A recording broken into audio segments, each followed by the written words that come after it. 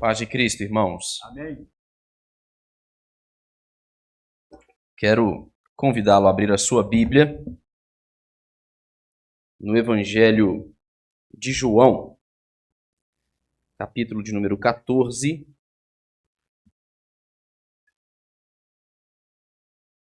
Evangelho de João, capítulo de número 14.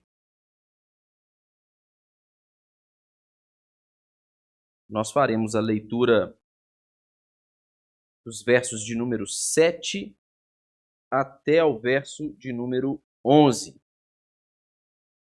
Evangelho de João, capítulo 14, versículos 7 a 11. Nós daremos continuidade à nossa série de sermões no discurso de despedida de Jesus. A esta série eu tenho chamado de A Mesa com Jesus. Nós vamos ouvir as palavras de Jesus dirigidas aos seus discípulos, mas também ouviremos as palavras de Jesus que nós cremos com uma fé firme em nosso coração, que são palavras também dirigidas a nós. Eu vou fazer a leitura, os irmãos podem acompanhar silenciosamente, e eu gosto sempre de pedir aos irmãos para que mantenham suas Bíblias abertas para que nós passemos as considerações naquilo que diz o texto sagrado. Nos diz assim a palavra de Deus: Se vocês me conheceram, conhecerão também o meu Pai, e desde agora vocês o conhecem e têm visto. Filipe disse a Jesus: Senhor, mostre-nos o Pai, e isso nos basta. Jesus respondeu: Há tanto tempo estou com vocês, Filipe, e você ainda não me conhece. Quem vê a mim vê o Pai. Como é que você diz: Mostre-nos o Pai? Você não crê que eu estou no Pai e que o Pai está em mim? As palavras que eu digo a vocês, não as digo por mim mesmo, mas o Pai, que permanece em mim, faz as suas obras. Creiam que eu estou no Pai e que o Pai está em mim. Creiam ao menos por causa das mesmas obras. Feche os seus olhos, vamos falar com o Senhor mais uma vez. Nós vamos pedir a bênção da iluminação do Espírito Santo.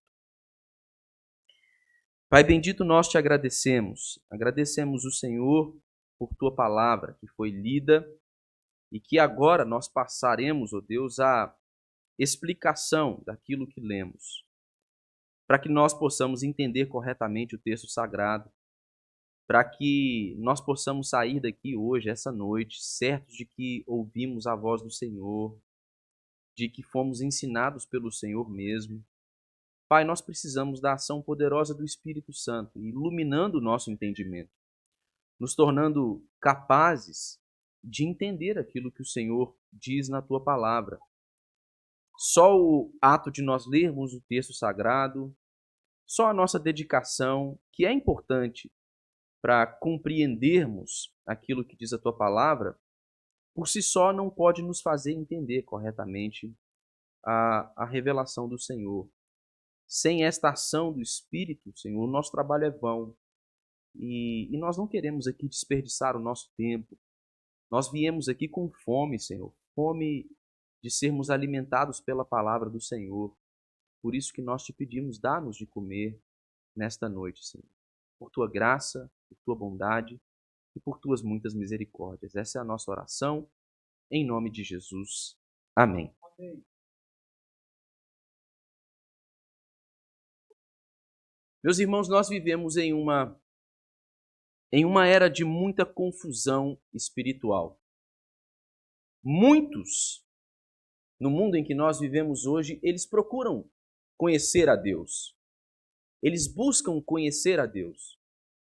Carregam dentro de seus próprios corações um desejo por serem levados ao conhecimento do Criador.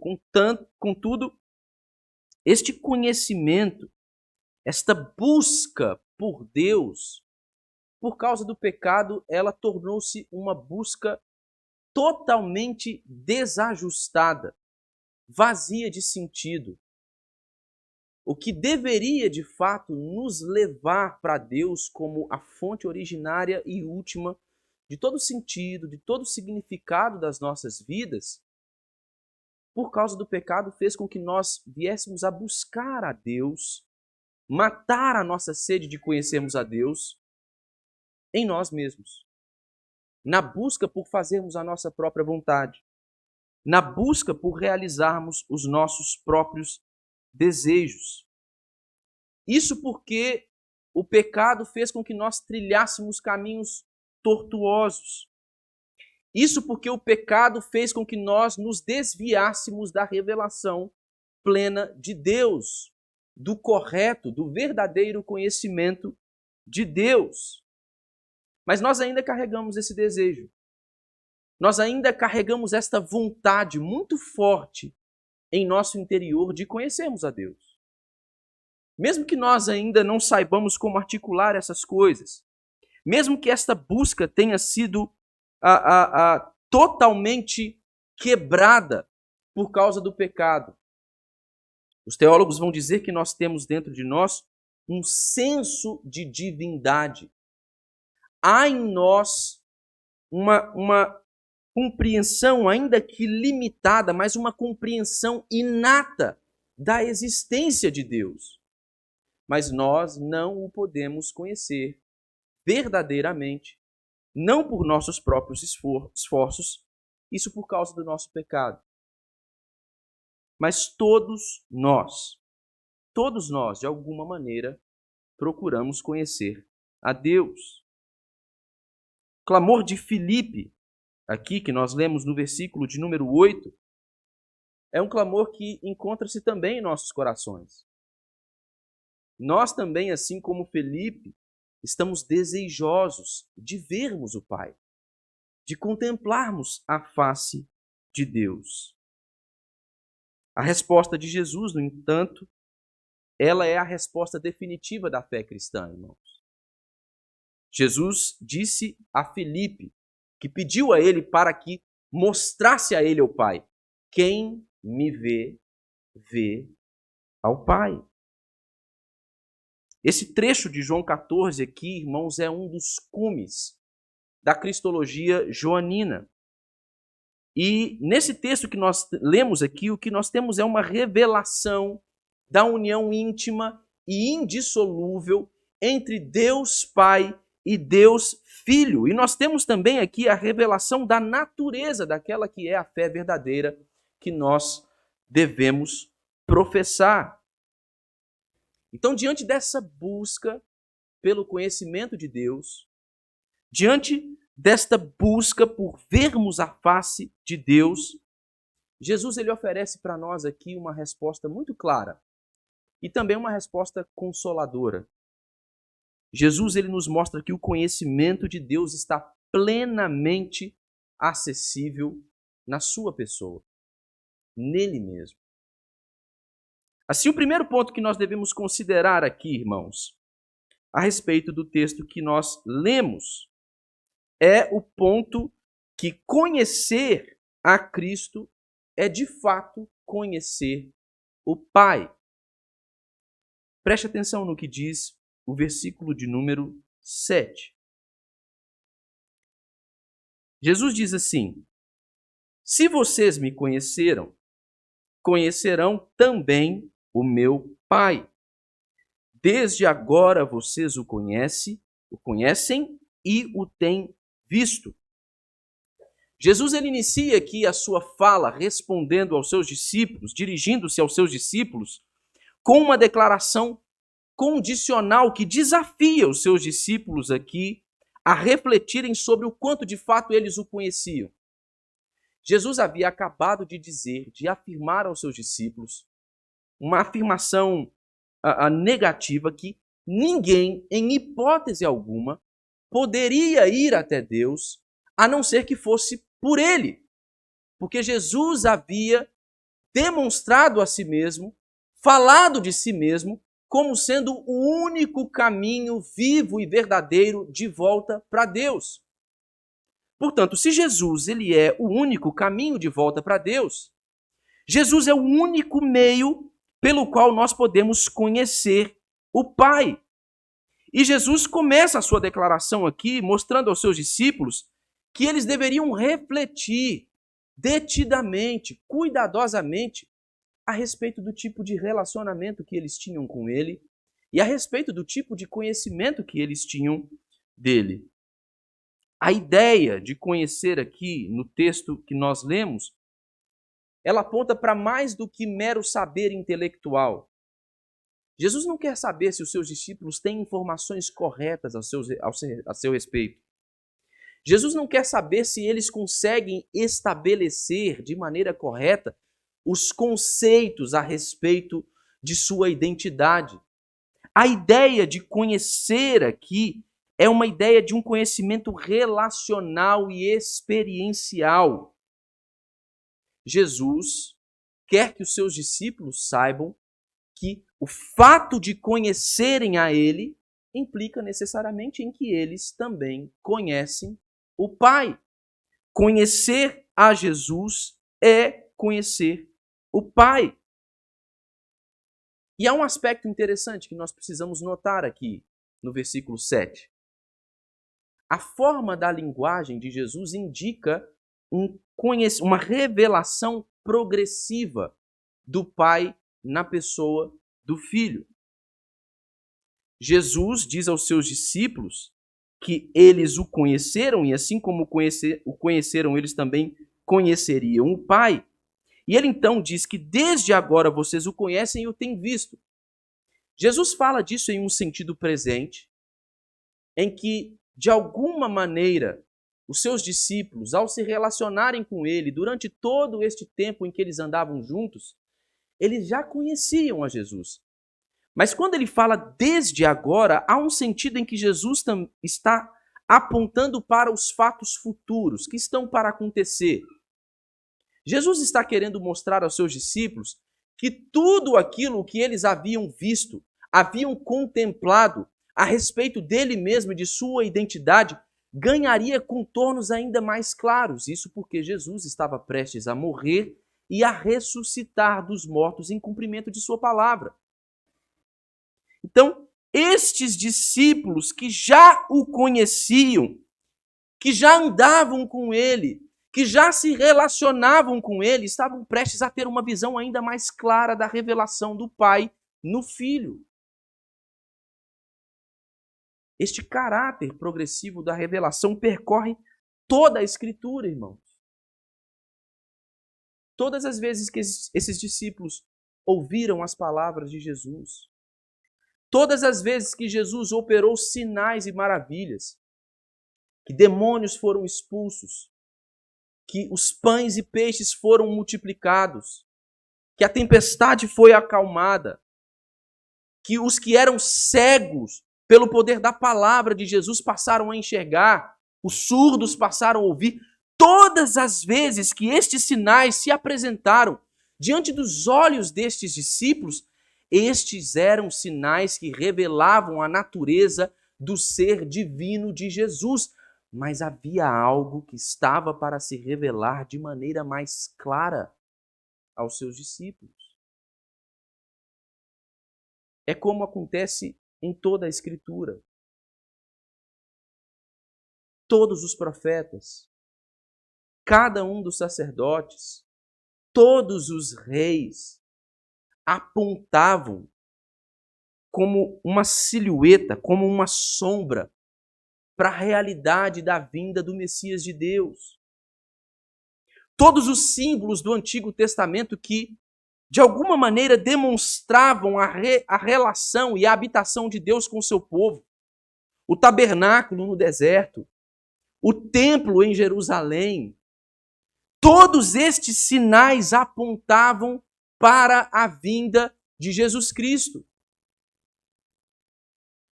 Todas as vezes que nós lemos na Escritura algo acerca da revelação de Deus, nós podemos perceber com muita clareza que ela é uma revelação progressiva, ela está caminhando, ela está se desenvolvendo, e também na experiência dos discípulos isso era uma verdade. Eles estavam conhecendo e conhecendo mais acerca de Jesus, e este conhecimento de Jesus significava, eles deveriam saber o conhecimento do Pai. É o próprio apóstolo João, em seu prólogo, no capítulo de número 1, no verso 18, que nos diz que ninguém jamais viu a Deus, mas o Filho unigênito que está no seio do Pai o revelou. Irmãos, o ministério de Jesus não foi simplesmente um ministério didático, mas o ministério de Jesus foi um ministério revelacional. Jesus é o Logos, é a palavra de Deus encarnada. E os seus discípulos estavam podendo conhecer essa verdade. Eles estavam podendo vivenciar, experimentar esta revelação. Mas eles ainda eram lentos. Eles eram muito falhos na sua capacidade de compreenderem corretamente o que tudo aquilo significava. Ao longo dos evangelhos, nós podemos perceber diversas vezes em que os discípulos são repreendidos por causa da lentidão deles. Aqui mesmo isso fica claro no versículo de número 9, quando Jesus, olhando para Filipe, fala assim: eu estou há tanto tempo com vocês e vocês não conhecem o Pai. Os discípulos, embora muito próximos de Jesus, eles ainda precisavam de clareza espiritual. Eles conheciam a Jesus, mas não era um conhecimento profundo. Não era um conhecimento claro. Não era um conhecimento espiritual. Eles experimentaram aquelas realidades, eles viram aqueles sinais, mas eles ainda estavam confusos. Eles ainda precisavam de algo mais.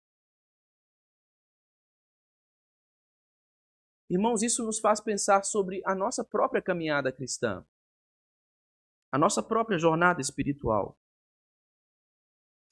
Muitos de nós que caminhamos com Jesus, que nos relacionamos com Jesus, através dos meios de graça, nós ainda não discernimos plenamente a glória de Deus que foi revelada no Filho. O verdadeiro conhecimento de Deus, irmãos, ele exige meditação constante. Ele exige uma fé robusta, exige olhos espirituais abertos. É para isso que o apóstolo Paulo orou pelos seus leitores na sua carta aos Efésios, no capítulo de número 1, entre os versos 17 e 18. Ele orou para que eles tivessem olhos espirituais abertos, para que viessem a conhecer o poder de Deus e a glória de Deus revelada no Filho. Por mais que nós andemos com Jesus, e por mais que a revelação de Deus, o Pai, seja tão clara na pessoa do Filho, nós podemos também falhar em nosso conhecimento de Deus em Cristo Jesus, assim como falharam também os discípulos tantas vezes, andando tão perto de Jesus, vivendo todas aquelas experiências que eles viveram com Jesus. Mesmo diante dessa revelação tão clara, o nosso coração ainda hesita. O coração humano ainda tropeça. E saber disso nos leva à segunda cena do texto em que nós lemos. Esta é uma realidade tão patente no texto que agora nós estamos diante de Filipe, um dos discípulos de Jesus, que expressa sim um desejo sincero, mas um desejo espiritualmente equivocado. Filipe aqui revela o clamor do seu coração. Ele está buscando por uma visão de Deus. Veja o que diz o versículo de número 8. Filipe lhe disse: Senhor, mostra-nos o Pai e isso nos basta. O pedido de Filipe, como eu disse, irmãos, é um pedido sincero. E veja que interessante. Filipe pede a Jesus que ele mostre a eles, os discípulos. Então ele não fala em nome de si mesmo, somente. Ele fala também em nome de todos os seus amigos, de todos os discípulos de Jesus que estavam com ele. Porque certamente aquele era também o desejo dos seus amigos, dos seus companheiros de discipulado. Filipe, ao pedir a Jesus que mostre a ele o Pai, ele diz assim: Senhor, mostra-nos o Pai, e isso é suficiente para nós. Essa visão de Deus é suficiente para nós. A contemplação da face de Deus é tudo que nós precisamos. E aí nós precisamos nos lembrar do cenário em que toda essa conversa, este diálogo de Jesus com os seus discípulos, ele se desenvolve. Jesus havia acabado de anunciar a sua partida. Jesus estava se despedindo desses discípulos que haviam caminhado com ele por 3 anos. Haviam deixado suas próprias vidas de lado para poder seguirem a Jesus. Eles estavam angustiados. O discurso de Jesus, no início do capítulo 14, começa justamente dizendo aos seus discípulos que eles não fiquem aflitos ou angustiados. É uma palavra de conforto. No meio de toda aquela confusão, no meio de toda aquela angústia, Filipe sabia que o conhecimento de Deus, que ver a face de Deus, poderia consolá-los de uma vez por todas. Era tudo o que eles precisavam. Mostra-nos o Pai, e isso nos basta. Um pedido sincero, fruto de um desejo sincero do coração de um dos discípulos. Mas um pedido que revela uma incompreensão teológica profunda. Mas não só uma incompreensão teológica, porque Filipe demonstrou ser incapaz de articular de maneira precisa temas da teologia ou conceitos teológicos. Mas uma incompreensão teológica que era o resultado de uma experiência relacional um pouco confusa. O que Filipe está pedindo a Jesus aqui é por uma teofania. Filipe quer ter uma visão, um tipo de manifestação visível da glória do Pai. Algo parecido com o que Moisés pediu no Sinai a Deus. Quando ele pediu ao Senhor, a Yahvé, para que deixasse-o contemplar a sua glória. Era isso o que Filipe desejava. E existem tantas teofanias, tantas manifestações visíveis da glória de Deus no Antigo Testamento, mas todas elas são manifestações limitadas, são sussurros, são sombras, são silhuetas, são imagens muito indefinidas ainda, porque a verdadeira imagem da glória de Deus estava por se revelar na pessoa do Filho bendito Jesus.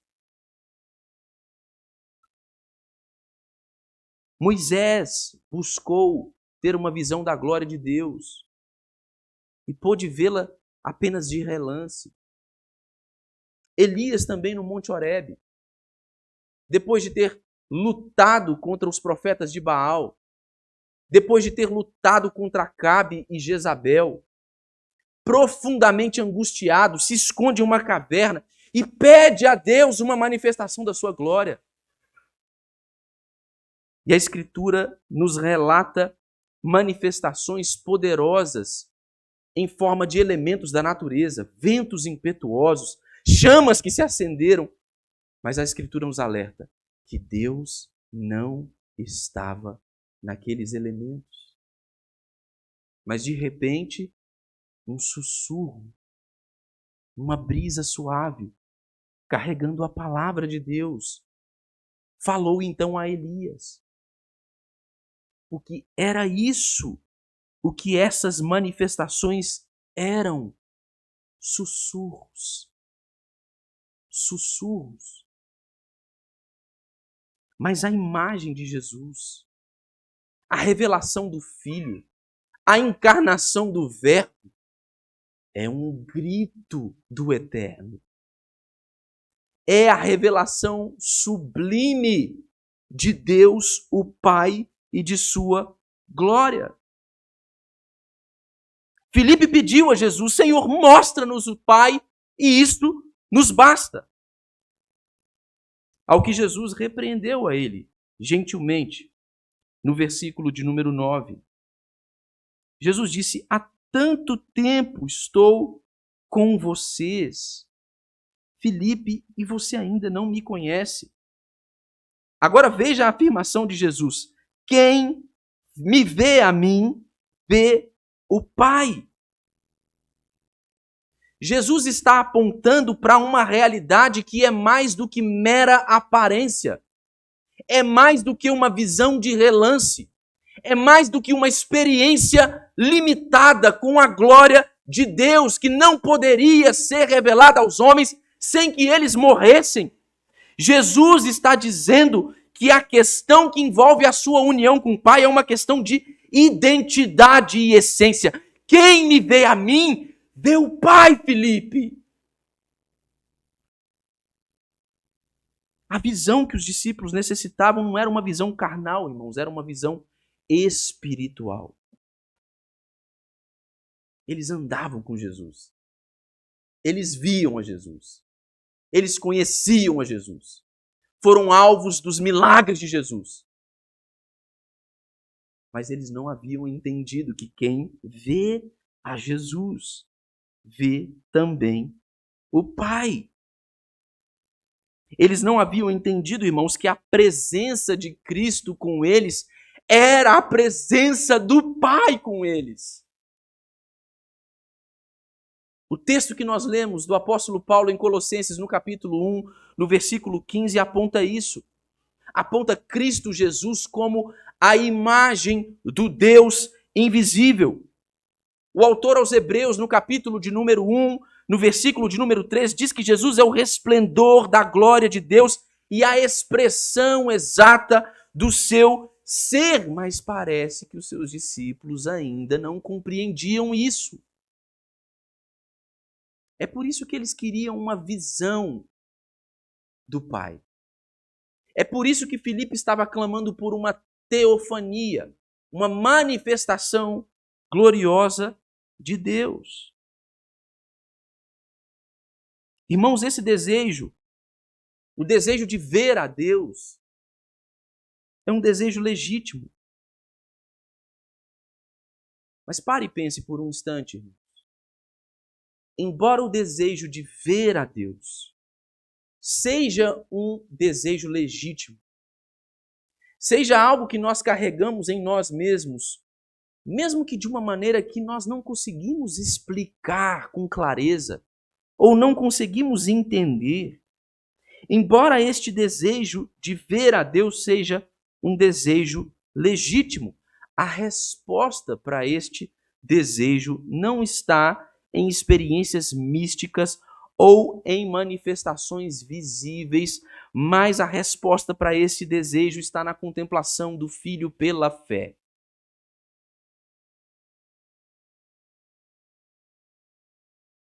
Vocês já pararam para perceber, irmãos, como no meio evangélico, como em toda a cristandade, existem muitos setores que estão ativamente se envolvendo com congressos e com atividades e com uma busca incessante por experiências. Eu acho que a resposta para isso talvez seja a falta de uma fé robusta, de olhos espirituais que são capazes de enxergar com clareza pela fé a face de Cristo Jesus como a revelação da glória de Deus o Pai. Então as pessoas vão a congressos, fazem... São coisas legítimas, tá, irmãos? Não há um problema nestas coisas em si mesmas. Mas as pessoas formulam congressos, fazem vigílias, noites de adoração, sobem aos montes e fazem uma porção de coisas porque estão como que Filipe, Senhor, mostra-nos o Pai, mostra-nos o Pai, mostra-nos o Pai. sendo que Cristo Jesus já nos mostrou o Pai. Já nos revelou o Pai. Irmãos, toda teologia saudável começa em Cristo Jesus e termina na revelação de Deus em Cristo Jesus. Se nós desejamos uma visão de Deus, o Pai, é a visão de Cristo que nós desejamos. É então a visão de Jesus que está em pauta, porque Ele é a imagem do Deus invisível.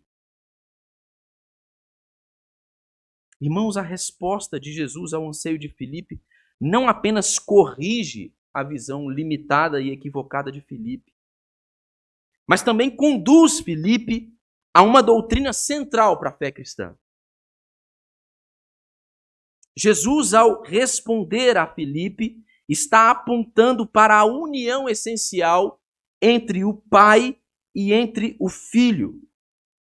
Jesus ele revela que ver o Filho é ver o próprio Deus, porque ele está no Pai e o Pai está nele. Veja o que diz o versículo de número 10. Você não crê que eu estou no Pai e que o Pai está em mim? As palavras que eu digo a vocês, não as digo por mim mesmo, mas o Pai que permanece em mim faz suas obras. Jesus conduz aqui, irmãos, Filipe e os seus discípulos a uma confissão de fé. Jesus conduz a visão de Filipe e de seus discípulos à mútua habitação entre Pai e Filho, ou seja, a unidade ontológica dentro da Trindade. Jesus não é apenas um enviado de Deus. Jesus não é apenas uma pessoa de importância maior do que as outras pessoas que passaram no mundo, porque, de alguma maneira, ele goza de uma sintonia ética com Deus o Pai.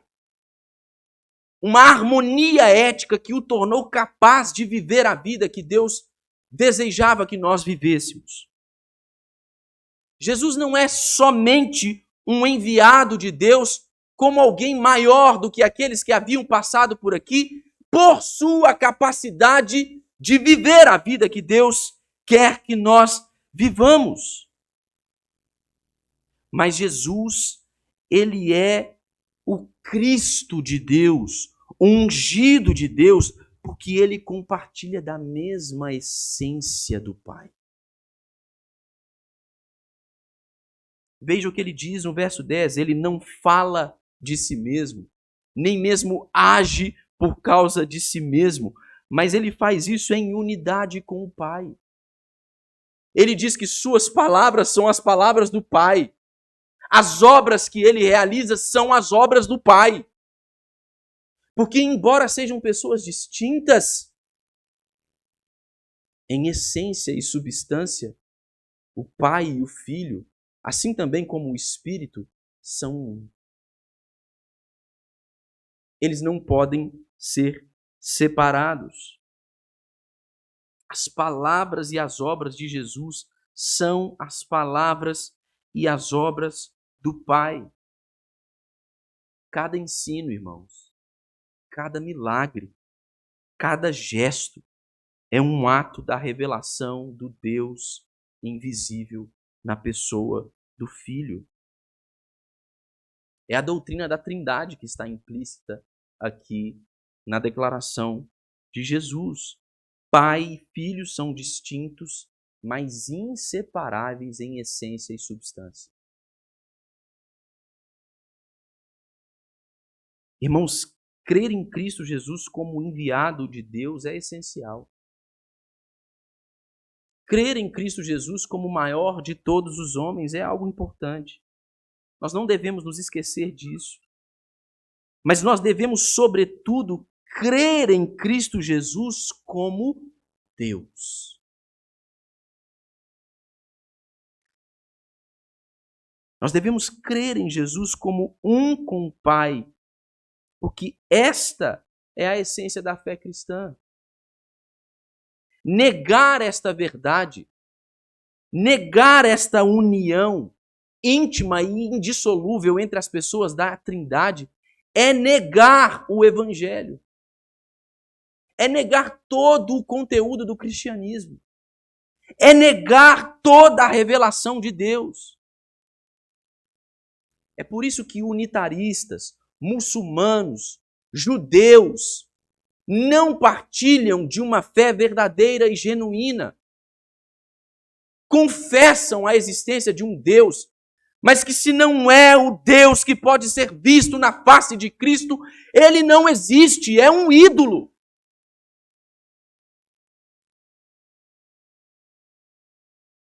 Irmãos, nós devemos compreender a seriedade destas palavras de Jesus.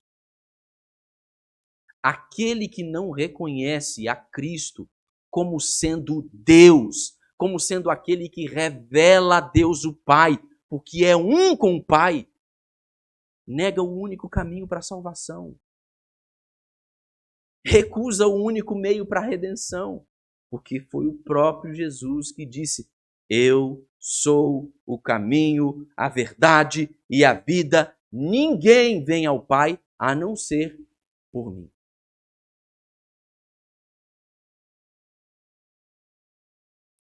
Mas como é que nós respondemos a essa revelação, irmãos? Como é que a gente pode nutrir uma fé sólida diante desta revelação do Pai na pessoa de Jesus, no Filho? Jesus nos guia nesse caminho no versículo de número 11. Jesus vai mostrar para nós que a verdadeira fé, ela repousa não em sentimentos subjetivos ou experiências místicas. Jesus vai nos mostrar que a verdadeira fé, ela repousa na palavra que ele nos falou e nas obras que ele realizou. A verdadeira fé é fundamentada na palavra de Jesus e nas obras de Jesus. Veja o verso de número 11. Ele diz: creiam em mim. Eu estou no Pai e o Pai está em mim. Creiam ao menos por causa das mesmas obras. Jesus conclui aqui a sua palavra aos seus discípulos com um apelo à fé desses discípulos. A incredulidade dos discípulos de Jesus aqui, ela é gentilmente, suavemente confrontada com duas bases para a confiança que eles deveriam demonstrar em Jesus. Primeiro, a palavra de Jesus como fonte primária da fé. Nós devemos crer naquelas coisas que Deus fez através de Cristo Jesus, mas nós devemos crer naquilo que Jesus disse, nas palavras de Jesus. O apóstolo Paulo, em sua carta aos Romanos, no capítulo de número 10, no versículo 17, nos diz que a fé vem pelo ouvir e o ouvir pela palavra de Cristo. Nós não podemos ter fé verdadeira se ignoramos as palavras de Jesus, irmãos. Jesus estava a mostrar para os seus discípulos aquela que era a base de uma fé sólida, verdadeira, robusta. Eles deveriam confiar em suas palavras. Nós temos algumas Bíblias que fazem questão de marcar em cores diferentes aquelas palavras que foram pronunciadas por Jesus, não é? Mas é curioso, pelo menos, porque isso pode incutir na nossa compreensão uma visão um pouco errada do que de fato são as palavras de Jesus. Nós acabamos nos atendo àquelas palavras que são descritas em diálogos de Jesus ao longo dos evangelhos como sendo as únicas palavras de Jesus. E é possível até que a gente se valha desse recurso para confrontar outras coisas que são reveladas na Escritura. Mas se o Filho e o Pai são um, Todas as palavras descritas nesse livro são palavras de Jesus. Devem ser consideradas com atenção, com interesse, com um desejo sincero do coração de ouvirmos a Deus e de sermos guiados por sua instrução. Se nós desejamos experimentar uma fé verdadeira e robusta, nós precisamos, irmãos, dar ouvidos às palavras de Jesus. Se Deus é a revelação, se o Filho é a revelação gloriosa de Deus o Pai, nós não o iremos conhecer por inferência lógica ou por alguma experiência mística ou por subjetivismo e achismos. Nós somente podemos conhecê-lo na revelação que consta nas Sagradas Escrituras. Nós precisamos ouvir as palavras de Jesus. A fé vem pelo ouvir e o ouvir pela palavra de Cristo. Mas Jesus aponta também uma outra base para a fé dos discípulos. Jesus aponta as suas obras como tendo um caráter comprobatório. Os milagres de Jesus são sinais, irmãos. Eles apontam para algo maior. Os milagres de Jesus apontam para o reino de Deus presente com o seu povo na pessoa do Filho. Irmãos, em momentos de dúvida, os discípulos de Jesus agora estão sendo chamados a olharem para o que Deus já fez por meio dele, através do seu ministério. Jesus está chamando os seus discípulos à fé.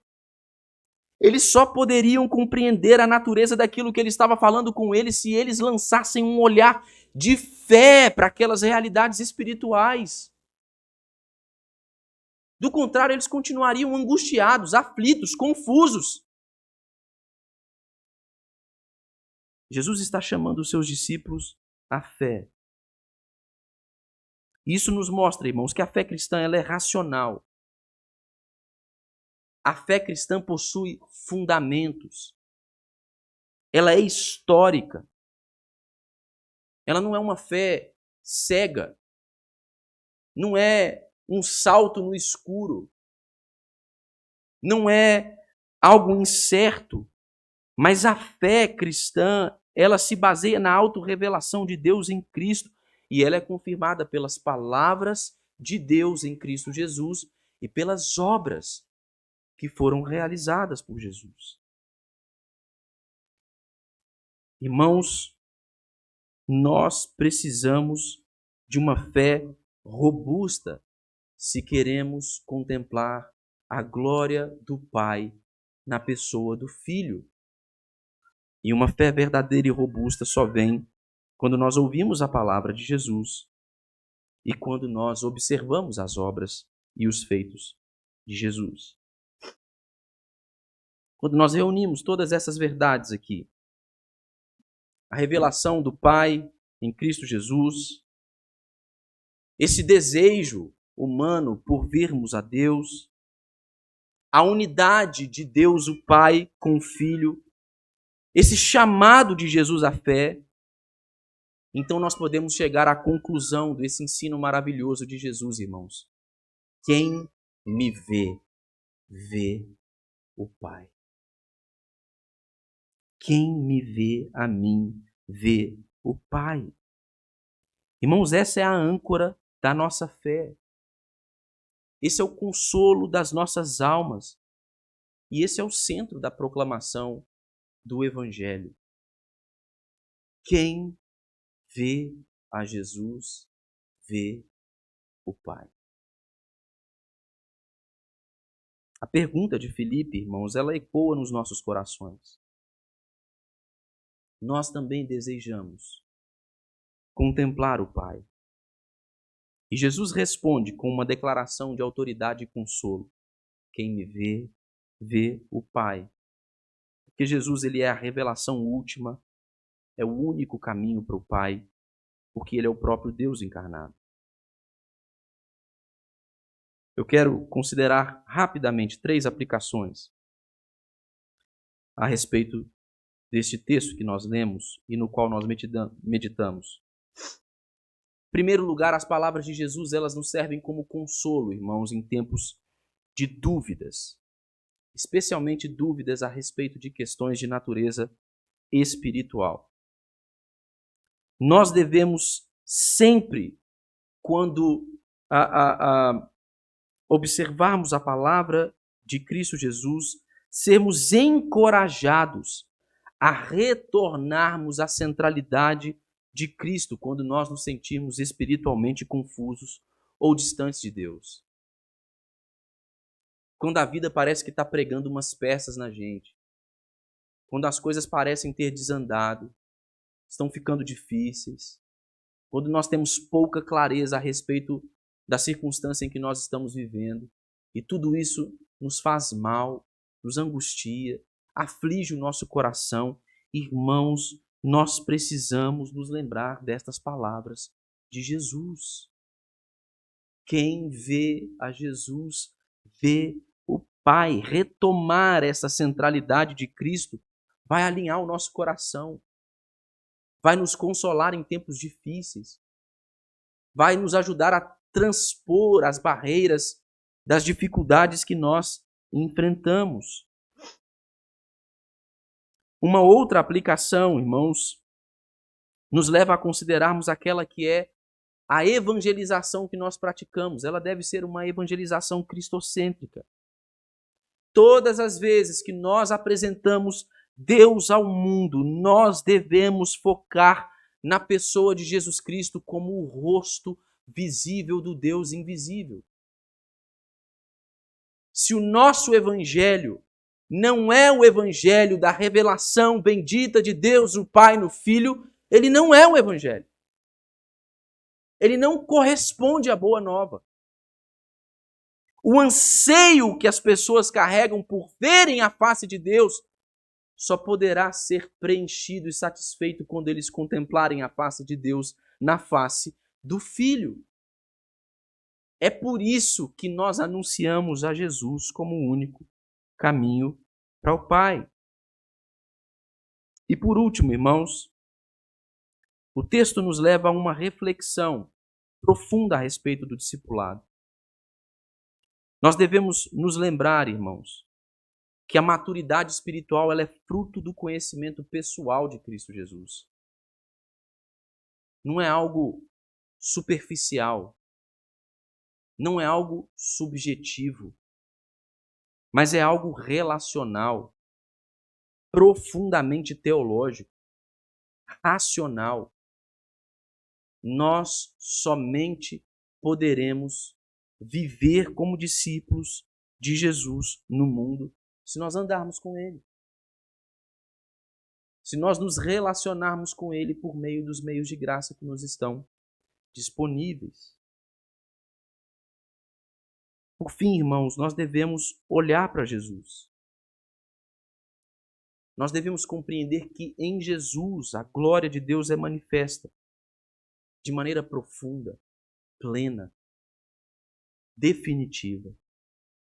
Nós devemos conhecer a Jesus. Nós devemos meditar nas palavras de Jesus. Nós devemos confiar nas obras de Jesus. E nós devemos buscar fortalecer a nossa fé em dias de incerteza. Porque, irmãos, ver a face de Jesus é ver o Pai. Quando nós olhamos para Jesus, o nosso anseio, o clamor do nosso coração, mostra-nos o Pai. Ele é finalmente satisfeito. Que o Senhor nos ajude em nossa jornada espiritual e que nós possamos olhar para Jesus como aqueles que desejam ver a glória de Deus revelada em sua plenitude. Amém.